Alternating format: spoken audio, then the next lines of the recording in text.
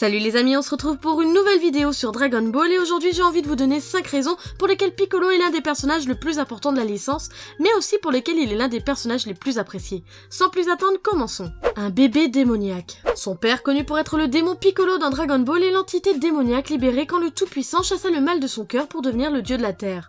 Celui-ci est vu comme l'incarnation du mal qui a pour but de dévaster la Terre avec son armée démoniaque. Mais dans un premier temps donc, il se fait battre par le maître de Tortue Géniale grâce à la technique du Mafuba. 300 ans plus tard, après sa libération et son vœu de jeunesse, sa colère se voit plus grande et plus démoniaque. Mais après un deuxième combat contre Goku avec l'aide de Tenshinhan, le démon Piccolo se voit vaincu et tué. Mais celui-ci réussit à cracher un œuf qui donna naissance à son fils démoniaque qui est nul autre que Piccolo. Avec une vengeance à assouvir, Piccolo voit une grande responsabilité en lui afin d'honorer la mémoire de son géniteur. Après sa croissance, il participera au Tenkaichi Budokai afin de tuer Goku pour venger la mort de son père. Mais celui-ci se voit battu par son adversaire après un combat acharné et intense. Après cette défaite, le destin de Piccolo se voit changer en lui laissant plus tard une lumière pour éclaircir la noirceur de son cœur. Ange et démon. Après le sacrifice de Goku contre Raditz, Piccolo enlève Gohan pour l'entraîner au combat avant l'arrivée de la menace extraterrestre annoncée par Raditz avant de donner son dernier souffle. Piccolo se rend vite compte que la gentillesse de Gohan est selon lui sa plus grande faiblesse, mais il aperçoit aussi une force incroyable malgré son jeune âge quand celui-ci est poussé dans ses derniers retranchements.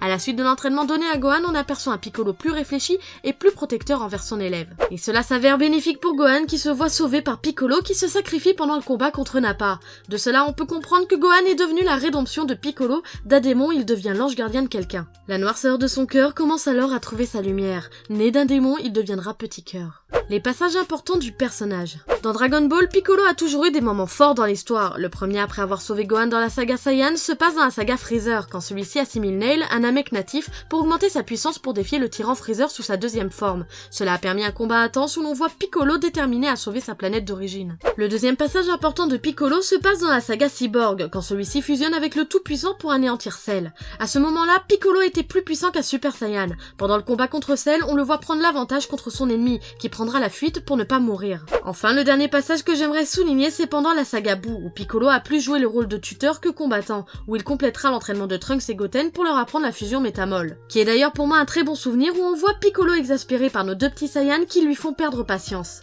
Les techniques et l'apparence. La première chose qui rend Piccolo différent, c'est sa singularité au niveau de son apparence. Le fait que le personnage soit d'une espèce qui ne ressemble pas à l'espèce humaine forge l'originalité de son design. Une peau verte, des antennes sur la tête, des oreilles pointues et surtout la couleur violette de son sang. À ça on rajoute le caractère du personnage qui se détache facilement des autres combattants de la Z-Team et on obtient déjà un personnage qui est identifiable. Après je pourrais compléter mon argumentation sur le fait que Piccolo a des techniques qui lui sont propres comme le Kamehameha de Goku ou encore le canon Garrick de Vegeta. Le Mankankon Sapoi est une technique qui demande beaucoup de concentration et de chargement avant d'être effectuée, mais après ces étapes passées, sa puissance est redoutable. Je peux aussi faire un aparté sur le Mazenko qui est une technique inventée par Piccolo, utilisée par Gohan et Mirai Trunks. Et pour terminer, j'aimerais parler d'une technique que Piccolo a utilisée qu'une seule fois dans le manga papier. Lors de la finale du Tenkaichi Budokai contre Goku, Piccolo utilise une technique qui est propre au peuple Namek, le gigantisme qui lui permet d'agrandir sa taille en géant. Une technique que seuls les fans de la première heure se rappellent. Akira Toriyama et Piccolo. Généralement dans une œuvre, on aime s'identifier à un personnage car celui-ci est singulier donc différent. Tout ça est grâce au beau vouloir de l'auteur car lui seul décide de l'importance du personnage dans l'histoire,